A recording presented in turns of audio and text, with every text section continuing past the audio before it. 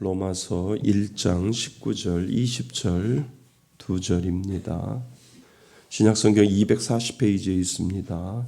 로마서 1장 19절, 20절 다 찾으셨으면 한 목소리로 19절, 12, 20절 같이 합독하겠습니다. 시작. 이는 하나님을 알만한 것이 그들 속에 보임이라. 하나님께서 이를 그들에게 보이셨느니라. 창세로부터 그의 보이지 아니하는 것들 곧 그의 영원하신 능력과 신성이 그가 만드신 만물에 분명히 보여졌나니 그러므로 그들이 핑계하지 못할지니라. 아멘. 여기 핑계라고 하는 곳에 동그라미를 좀 쳤으면 좋겠고요. 네.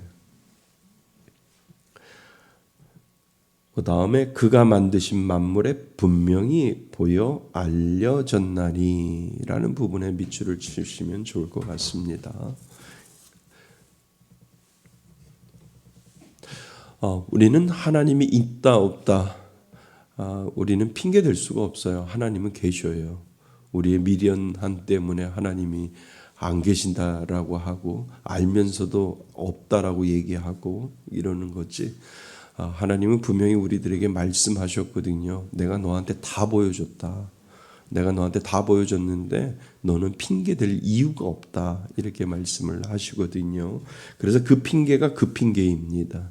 내가 너한테 예수를 믿든 안 믿든 내가 보여줄 거 다 보여줬는데 하나님이 안 계신다. 그 핑계댈 수 없다라고 하나님께서 말씀을 하신다는 거죠. 예, 그러니까 예수를 믿지 않는 사람들은 핑계예요. 정확하게 말하면 핑계예요. 하나님이 있는데 애써 부인하는 거예요. 애써 이 모든 자연 만물과 우주 만물이 어떻게 되어졌고 도저히 우리에게 답이 나오지 않거든요. 답이 나오지 않으면 그 절대자를 우리는 생각하거든요. 그러니까 그 절대자를 생각할 때 그 절대자가 하나님이구나 라고 인정을 하면 되는데 인정하는 게 싫거든요. 인정하려면 이제 바빠지거든요. 회개도 해야 하고 진짜 예수 믿어야 되고 그런 거기 때문에. 근데 오늘 성경은 우리들에게 핑계라고 이야기하는 거예요.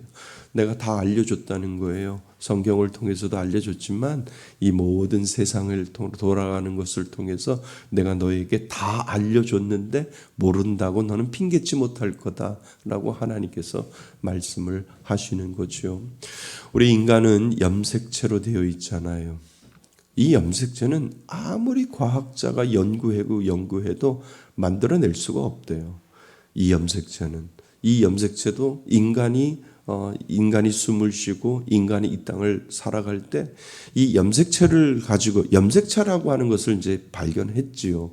하나님이 염색체를 만들어서 이 염색체가 조직적으로 모든 피부 조직과 신경 조직과 모든 인간의 생각과 모든 것들이 하나라도 오차가 생기면 이 염색체가 오차가 생기면 사람이 살아갈 수 없는데 하나도 잘못된 것이 없이 사람이 태어나서 그 염색체를 가지고 살다가 죽고 천국에 가고 또 지옥에 가는 그런 것들을 이 과학자들이 아무리 발견을 해도 발견하지 못한다는 거죠. 그럼 우리는 누구를 생각하셔야 돼요? 하나님요.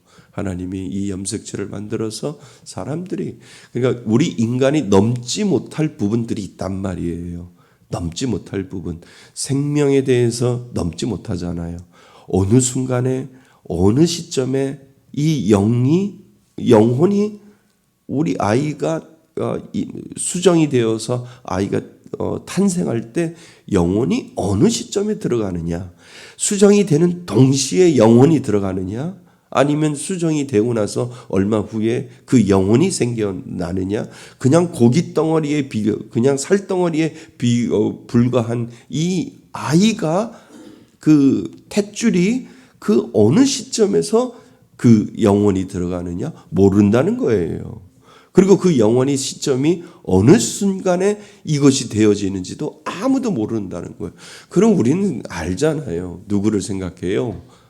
이거는 분명히 절대자가 계시는데 그분은 하나님이시구나. 그래서 하나님이 이 핑계대지 못한다는 거예요. 그러니까 핑계대지 못하는 그 죄를 믿지 않는 사람들은 분명히 가지고 있다라고 하는 거지요. 자, 오늘은 계속해서 성경에 대해서 필요성, 성경이 왜 필요한지에 대해서 우리가 살펴보려고 합니다.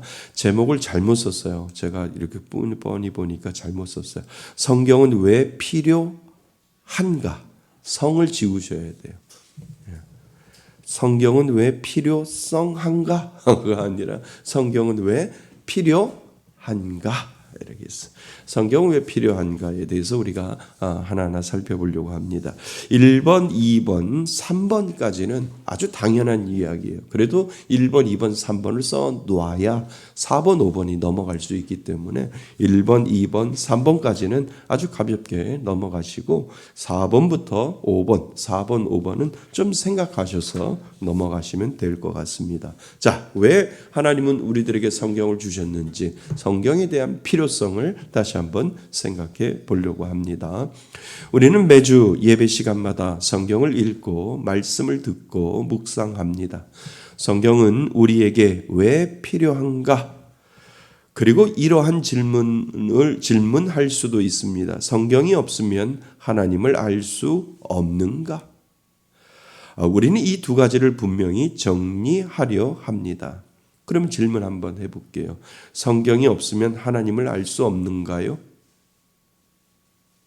성경이 없으면 하나님을 알 수 없는가요? 성경이 없으면 하나님을 알 수 없는가요? 다시요. 성경이 없으면 하나님을 알 수 없나요? 있어요. 성경이 없어도 하나님을 알 수 있어요. 제가 그랬잖아요. 핑계를 대는 거. 우리의 죄 때문에 자꾸 핑계를 대는 거예요. 하나님이라고 이야기하고 싶은데 이야기하지 않는 거예요. 그러니까 성경이 없으면 하나님을 알 수 없는 게 아니라 성경이 없어도 하나님을 알 수 있어요. 근데 이따가 제가 이야기를 해 드릴게요. 성경이 없어도 하나님을 알 수 있는데 우리는 핑계 대는데 제가 이따가 더 말씀을 드리면 됩니다. 그래서 성경이 없어도 하나님을 알 수 있다. 그냥 거기까지만 일단은 생각을 하세요. 그러니까 성경이 꼭 필요한 이유가 있어요. 성경이. 그러니까 성경이 없어도 하나님을 알 수가 있는데 성경이 꼭 필요한 이유가 분명히 있다는 거죠. 자, 첫 번째. 복음을 알기 위해 성경은 필수적이다. 맞지요? 예. 성경 안에는 뭐가 들어있어요? 복음이 있잖아요. 그래서 복음을 알기 위해 성경은 아주 필수적이죠. 맞죠? 한번 읽어보겠습니다. 성경이 반드시 필요한 첫 번째 이유는 복음, 곧 구원의 길을 알기 위해서입니다. 그러니까 성경은 왜 필요한 줄 아세요? 그 성경 안에는 뭐가 들어있어요? 그 복음이 뭐예요? 구원의 은혜, 나를 위해서 하나님이 예수 그리스도를 보내주시고 나의 죄를 해결하기 위하여 예수 그리스도가 십자가에 못 박혀 돌아가셔서 내가 내 죄를 사함을 받고 대속의 구원의 은혜를 받았다라고 하는 것을 어디를 통해서요? 성경을 통해서 우리는 알 수 있잖아요. 성경 없이는 우리는 알 수 없어요. 구원은요. 근데 하나님은요, 성경 없어도 절대자가 분명히 있을 거야. 이 우주 만물을 만들으셨는데 이 높고 높은 이 알프스 산맥과 이 에베레스트 산을 만들고 이 큰 산을 만들었으니까 과연 이걸 누가 만들었지? 이 예수쟁이들이 말하는 하나님인가 보다라고 이야기를 할 수 있는데 그게 구원하고 연결되어요? 구원하고는 연결이 되지 않아요. 그냥 절대자가 있다라고 하는 것만 알지, 하나님이라고 있다라고만 알지, 그 하나님이 나를 위해서 해주신 것을 알기 위해서는 어디로 들어가야 돼요? 성경이요, 성경. 이제 무슨 말씀인지 아시죠? 예. 그래서 구원의 길을 알기 위해서입니다. 성경은 인간의 죄, 하나님의 구속 계획, 예수 그리스도께서 십자가에서 죽으시고 부활하심으로 구원하셨다는 사실을 역사 속에서 기록하고 해석한 유일한 책입니다. 그러니까 내가 구원받기 위해서는 무엇을 해야 돼요? 성경을 들어가야죠, 성경을. 자, 어떤 철학책에도 어떤 종교 문헌에도 구속의 역사는 없습니다. 우리가 예수님이 누구신지, 왜 십자가를 지셨는지, 어떻게 구원을 주어졌는지는 성경이 아니면 알 길이 없습니다. 그래서 성경으로 너희에게 구원의 지혜가 있게 하느니라 라고 디모데후서 3장 15절에 되어 있다는 거예요. 그러니까 성경을 통해서 무엇을 깨달아요? 하나님이 나를 구원하셨구나라고 그 구원의 지혜가 그 성경을 통해서 생겨나게 되는 거지요. 자, 성경으로 너희에게 구원의 지혜가 있게 하느니라. 아멘. 예. 그래서 밑줄을 한번 그으세요. 그래서 성경으로 너희에게 구원의 지혜를 있게 하느니라. 복음은 인간이 추론해서 얻을 수 있는 지식이 아닙니다. 오직 하나님이 주신 계시, 그 계시가 뭐라고요? 곧 성경을 통해서만 드러난 진리입니다.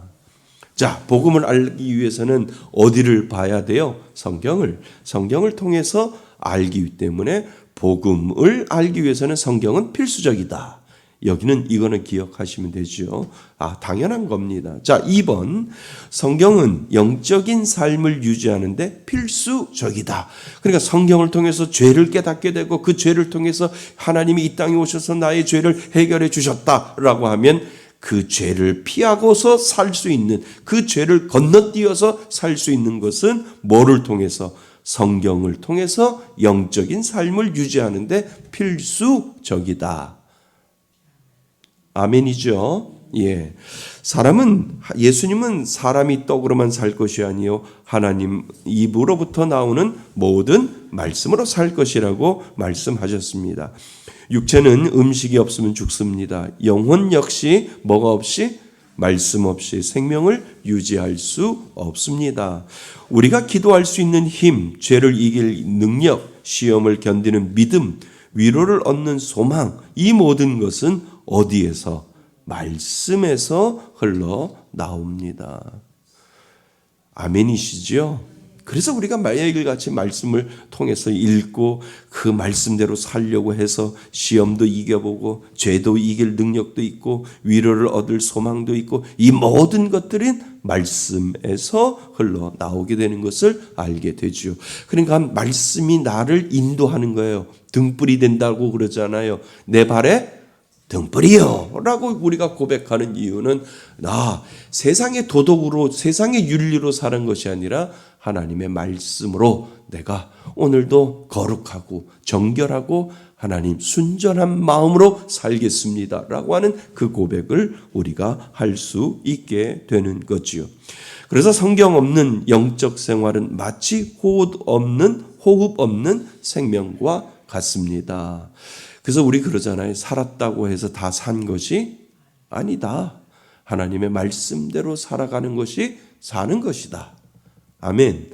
그죠? 그래서 우리가 숨 쉰다고 해서 그 사람이 살아있다로 얘기 안 하잖아요. 그죠? 영적으로 살아있는 사람을 우리는 살았다. 우리 기독교에서는 예수 믿는 사람들은 그렇게 이야기를 합니다. 그래서 삶의 방향을 잃고 신앙이 감각이 묻어지고 결국 하나님과의 교제에서 멀어질 수밖에 없습니다. 영적인 양식을 먹지 아니하면 하나님의 말씀 안에 거하지 아니하고 그 말씀을 떠나가면 누구와 교제와 멀어지는 거예요? 하나님과의 교제에서 멀어질 수밖에 없다. 당연한 이야기지요. 자, 3번. 성경은 하나님의 무엇을 확실히 알기 위한 기준이죠. 한 글자 뜻. 그죠? 그래서 성경은 하나님의 뜻을 확실히 알기 위한 기준이 됩니다. 그지요? 성경을 통해서 복음을 알고 그리고 성경을 통해서 내가 이 땅을 어떻게 살아갈까 영적인 삶을 이야기했다면 우리는 어디로 가야 할지 누구의 뜻? 하나님의 뜻을 확실히 알기 위한 기준이 어디에 있다고요? 성경 안에 있다라고 하는 것을 우리는 배웠습니다. 그래서 인간의 마음은 늘 흔들립니다. 상황과 감정에 따라 하나님의 뜻을 자기 방식대로 해석하고 싶어집니다. 그죠? 그래서 우리는 지난 시간에 내 뜻인가 하나님의 뜻인가 분별하지 못할 때 방법들을 우리는 찾아보았잖아요. 그래서 하나님께서는 틀릴 수 없는 기준을 우리에게 주셨습니다. 그래서 무엇이 없으면, 말씀이 없으면 무엇이 죄인지, 무엇이 진리인지, 무엇이 하나님이 기뻐하시는 뜻인지 우리는 스스로 판단할 수 없습니다. 그래서 성경은 하나님의 뜻이 유일한 객관적인 기준이라는 거예요. 여기다 밑줄을 그으셔야 돼요. 유일하게 나의 감정을 속이지 못하는 부분이 진리의 말씀 성경이라는 거예요. 내 감정이 뜨거울 때도 있고 내 감정이 식을 때도 있는데 진리의 말씀은 감정이 아니에요. 하나님의 성경은 진리예요. 진리는 뜨겁고 진리는 안 뜨겁고 이런 게 없어요. 그냥 동일한 거예요. 누구의 말씀이기에? 하나님의 말씀이기에 그 진리는 변함이 없는 거지요. 그래서 성경은 하나님의 뜻의 유일한 객관적인 기준입니다. 말씀이 있을 때 우리는 흔들리지 않고 정확히 분별할 수 있습니다. 이것이 우리가 이 땅을 살아갈 때 필요한 성경의 필요성이지요. 그죠? 자, 앞으로 와보세요. 1페이지로 오시면, 자, 성경은 무엇을 알기 위해? 복음을 알기 위해 성경은 필수적이에요. 그 복음이 나를 죄에서 구원하신 은혜지요. 두 번째는 성경은 우리의 영적인 삶을 유지하는데 필수적이죠. 그래서 말씀을 듣고 그 말씀대로 살아가려고 자꾸 기도하고 노력하고 기도하고 순결하고 깨끗하게 살려고 우리가 노력을 하잖아요. 그리고 무엇을 알 수 있어요? 하나님의 뜻을 알 수 있기 때문에 성경이 필요해요? 안 필요해요? 진리의 말씀이니까 성경이 필요한 겁니다.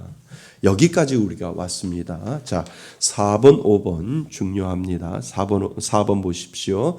하지만 하나님 존재를 알기 위해 성경이 필수적인 것은 아니다. 하나님의 뭐를 알기 위해? 존재에다가 동그라미.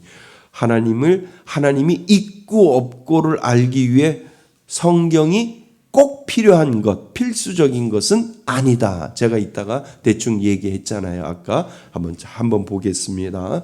하나님은 자신을 감추신 분이 아니라 오히려 창조 세계 전체에 당신의 흔적을 남겨놓으신 분입니다. 믿으세요?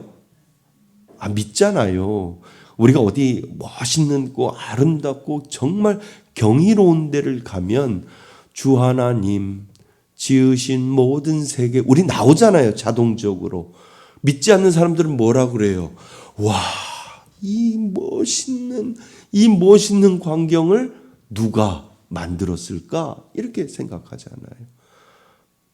안 그래요? 안 그래요?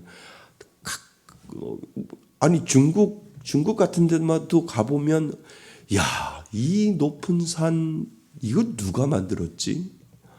야, 대단하다 느끼는데요. 그러면 믿는 사람은 바로 찬송이 나오는데요. 주 하나님 지으신 모든 세계 내 마음속에 그리워볼 때 뭐 이렇게 하면서 찬양 부르거든요. 그러니까 하나님은 이 땅을 살아가는 모든 인간들에게 예수 믿는 사람들만이 아니라 모든 인간들에게 당신의 무엇을 남겨놓았어요? 흔적을 남겨놓으셨다는 거예요. 그러니까 하나님의 존재를 알기 위해서 성경만이 꼭 필요한 건 아니다. 단지 핑계를 댈 뿐이기 때문에 그렇다라고 하는 거죠. 성경이 없었다고 해도 사람은 하늘을 올려다보고 바다를 바라보고 봄마다 다시 살아나는 생명의 순환을 보며 이렇게 말할 수 있습니다. 이 세상을 시작하게 하신 분이 계시다. 이거를 고백하지 못한다니까요. 이거를 뭐라고요? 한자로 핑계 된다는 거예요. 분명히 이 모든 세상은 하나님이 지셨는데 애써 부인하는 거예요. 그러니까 우리가 무슨 생각을 하는 건 줄 아세요? 불쌍하게 여기는 거예요. 솔직해봐. 우리가 이야기하는 거예요. 그래도 인간은 사악하기 때문에 끝까지 부정해요. 핑계대는 거예요. 하나님 없다고, 나를 믿는다고 이렇게 이야기를 하는 거예요. 그러나 마음속에는 누구나 다 우리가 해결하지 못하는 부분의 절대자가 분명히 있다라고 하는 거죠. 그래서 이 세상을 시작하게 하신 분이 계시다. 바울은 이를 자연계시라고 부르며 이렇게 정리했습니다. 그러니까 자연을 통해서 모든 것들을 하나님은 계시하실 수도 있다는 거예요. 자, 그래서 로마서 1장 20절 우리가 아까 읽었던 것, 하나님의 능력과 신성이 뭐에?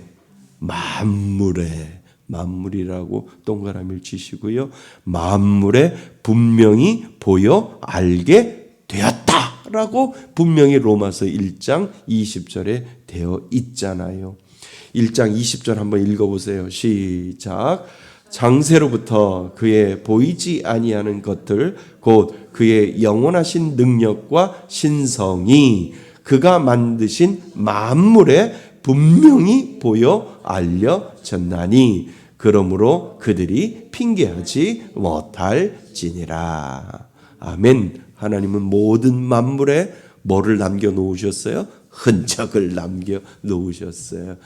그래서 그것을 인정하지 못하는 사람들은 하나님을 모른다고 하는 것이 아니라 알면서도 없다라고 핑계댄다라고 하는 거예요. 즉 별을 보면 우연이 아니라 의도가 느껴지고 미세한 DNA의 설계를 보면 삶이 스스로 생겨날 수 없음을 알게 되며 양심을 통해 우리는 선과 악의 기준이 실제로 존재한다는 확신을 갖게 됩니다. 선을 누가 가르쳐 줬는데요? 악을 누가 가르쳐 줬는데요? 선과 악이 무엇이 선이고, 그러니까 예수 믿지 않는 사람들도요, 착한 사람 있잖아요. 그 마냥 착한 아니요. 그냥 하나님의 그 마음속에 선 양심을 주신 거예요. 양심을. 무엇이 좋은 거고 무엇이 나쁜 거고 무엇이 선한 거고 무엇이 악한 거고 무엇이 좋은 거고 무엇이 나쁜 건지를 그 양심을 누가 만들었는데요? 하나님이요. 하나님이 만들었기 때문에 예수를 믿지 않아도 착하게 살려고 하는 사람이 있다는 거예요. 그거는 누가 만드신? 하나님이 만드신 양심 안에 그 모든 것들이 들어있는데 그 양심도 내가 배워서 된 줄 안단 말이에요. 학교에서 윤리시험 잘 보고 도덕시험 잘 봐서 내가 배워서 그렇게 교양이 있어 보여진다는 거예요. 아니요. 사람은 교양 아니요. 사람 앞에 사람이 교양이 있는 거지 내가 혼자 있을 때 나가 나라니까요. 사람은 절대 교양이 있을 수 없어요. 그냥 사람이라고 하는 공동체가 교양이라고 하는 것을 만들어 놓았지 내가 나 혼자 있을 땐 그 교양이 없다니까요. 누군가 한 사람만 보여질 때도 교양이 생겨요. 내가 가까이 있는 내 남편, 내 아내가 있을 때 교양이 있지 내 남편, 내 아내가 없는 나 혼자의 삶 속에서는 그 교양도 없어질 때가 많거든요. 교양은 만들어 놓은 거라니까요. 그래서 그 자기가 가지고 있는 그 존재는 우리는 양심을 하나님이 만들어 놓은 것 자체도 부정하고 있다라고 하는 것이지요. 그래서 양심을 통해 우리는 선과 악의 기준이 실제로 존재한다는 확신을 갖게 됩니다. 질서는 설계자를 말하고 하나님이 질서를 만들어 놓지 않으면 우리들의 마음속에 질서가 없어요. 무슨 말씀인지 아세요? 하나님이 질서를 처음부터 인간에게 하나님이 질서에 맞춰서 세상을 창조하듯이 그 질서도 누가 만들어 놓으신 줄 아세요? 하나님이 만들어. 그러니까 예수를 하나님을 믿지 않는 사람도 질서하면 좋아해요. 이거 질서를 맞춰야 돼요. 이렇게 하는 거를 좋아해요. 그 질서를 누가 줬다는 거예요? 하나님이 줬다는 거예요. 하나님의 선 양심, 선 지식을 하나님이 처음에 인간을 창조할 때 그 질서의 마음을 하나님이 주셨다는 거죠. 그래서 질서는 설계자를 말하고 아름다움은 창조자를 가리키며 그래서 예수를 믿지 않는 사람도 아름다움을 알아요. 아름다움을 누가 주셨는데요? 하나님이 보시기에 참 좋았더라 라고 하는 이 좋은 마음도 하나님이 주셨는데 다 하나님을 부정하는 이유는 다 핑계라고요. 그래서 양심은 그분의 도덕적 성품을 반영합니다. 그래서 하나님의 양심을 모든 인간들에게 다 집어넣어 준 거예요. 예수를 믿든 예수를 믿지 않든 하나님의 그 선 양심을, 하나님이 가지고 있는 그 선 양심을 모든 인간들에게 다 넣어주었는데 하나님의 존재를 부정하는 거지요. 그래서 하나님의 존재는 성경을 펼치기 전에 이미 자연과 양심이라고 하는 방식으로 우리에게 말해지고 있었습니다. 이해되시죠? 네. 그러니까 하나님은 성경을 펼치기 전에 이미 어디를 통해서? 자연세계를 통해서 또 인간의 양심을 통해서 이미 다 집어넣어줬는데 사람들이 그거를 부정하는 거예요. 핑계대는 거죠. 하지만 여기서 중요한 전환점이 있습니다. 그 하나님이 우리를 어떻게 구원하셨는지, 하나님의 존재와 하나님이 계시냐 안 계시냐의 존재와 구원은 다른 거예요. 보세요. 그 하나님이 우리를 어떻게 구원하셨는지, 왜 예수께서 오셨는지, 십자가와 부활이 무엇을 이루었는지를 자연을 통해서 알 수 없습니다. 이거는요. 누구를 통해서? 하나님이 주시는 성경의 계시를 통해서 알게 되는 거죠. 자연은 하나님이 계신다고 말하지만 성경은 하나님이 어떻게 우리를 구원하시는지를 말합니다. 그러니까 자연은 하나님이 지으신 걸 알겠는데 그 자연을 통해서 구원을 깨달아요? 아니요. 그 자연을 통해서는 구원을 깨닫는 건 아니에요. 구원을 깨달을 수 없어요. 구원은 어디를 통해서? 성경을 통해서. 아, 예수가 나를 위해서 이 땅에 오셨고 예수가 나를 위해서 십자가에 못 박혀 돌아가셨는데 내가 그거를 믿는구나 라고 해서 성경을 통해서 구원을 깨닫게 되는 거죠. 자, 자연을 통해서는 뭐가 보여요? 하나님이 보여요? 안 보여요? 보여요. 믿지 않는 사람들이 핑계대고 없다라고 얘기하는데 우리는 자연을 통해서 하나님이 살아계심을 믿어요. 그지요?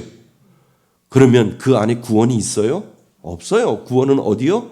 성경으로 들어와야 돼요. 성경으로 들어와야 성경 속에서 나를 구원하신 주 감사, 이게 나오게 되는 거죠. 그래서 자연은 존재를 보여주고 성경은 구원을 보여줍니다. 끝. 여기다 밑줄을 쫙 그셔야 돼요. 자연은 하나님의 존재를 보여주고 성경은 뭐를요? 구원을 보여줍니다. 이게 한 문장이에요. 그래서 자연은 창조를 말하고 성경은 십자가를 말합니다. 그러므로 하나님이 계시다는 사실은 자연을 통해 충분히 인식할 수 있지만 그 하나님이 죄인을 어떻게 구원하셨는지 오직 성경을 통해서만 알 수 있습니다. 그래서 성경이 필요하다고요. 그래서 성경의 필요성이 여기에 있는 겁니다. 이 옷 공기를 만드신 이도 하나님, 그리고 사람을 숨이라고 하는 것도 만드신 것도 하나님. 그래, 하나님이야. 자연을 통해서 하나님을 알지만 구원은 성경을 통해서만 알 수 있도록 되어 있다는 거죠. 자, 5번. 또한 하나님의 성품과 도덕법을 알기 위해서도 성경만이 유일한 통로는 아니다. 이것도 이해되시죠? 예. 그러니까 하나님의 성품과 도덕법을 알기 위해서, 도덕이 뭐예요? 우리의 양심이요, 윤리요, 윤리. 윤리를 알기 위해서도 성경만이 유일한 통로는 아니다. 이 부분에 대해서 더 생각해 봅니다. 하나님은 인간을 만드실 때 단순히 육체만이 아니라 도덕적 감각, 여기다가 내물을 치셔야 돼요. 도덕적인 감각을 주셨어요. 근데 이 도덕이 뭐예요? 착함의 감각이에요. 사람이 가지고 있는 성품 중에 하나님이 가지고 있는 성품을 인간에게도 넣어주셨다는 거예요. 도덕적 감각과 양심을 함께 심어 넣으셨다는 거예요. 그래서 성경은 한 번도 읽어보지 않는 사람이라도 말합니다. 자, 성경을 한 번도 읽어보지 않은 사람도 이런 말은 하잖아요. 거짓은 잘못된 것이다. 살인은 악한 거다. 그래서 예수를 믿지 않아도 살인하지 않잖아요. 그죠? 그걸 누가 주셨는데요? 그 마음을. 도덕법과 도덕적인 감각과 그리고 양심을 누가 집어넣어 주셨는데요? 하나님이 집어넣어 주셨는데 자기가 배운 거라고 생각한단 말이에요. 아니요. 태어나기 전부터 사람에게 그 마음, 도덕적인 감각과 양심을 집어넣어 주셨기 때문에 이야, 인간의 탈을 쓰고 저럴 수 있을까? 믿는 사람이든 믿지 않는 사람들도 뉴스에 나오면 다들 그렇게 이야기를 하는 거예요. 왜요? 인간의 탈을 쓰면 그러지 않기 때문에. 근데 그 인간의 탈, 인간을 만드신 분이 하나님인데 하나님을 부정하고 있는 거예요. 핑계라니까요, 그게 결국은. 그래서 거짓은 잘못된 것이다. 살인은 악하다. 사랑은 선하다. 사랑 다 좋아하잖아요, 다. 사랑 싫어하는 사람 있나요? 사랑 다 좋아하고, 행복 다 좋아하고, 기쁨 다 좋아해요. 그죠? 막 실실 웃어봐요. 사람들이 막 짜증내나요? 실실 옆에서 막 웃어보면 아유 왜 웃어요? 같이 웃지. 아 왜 웃어요? 무슨 일 있어요? 왜 웃어요? 이러지.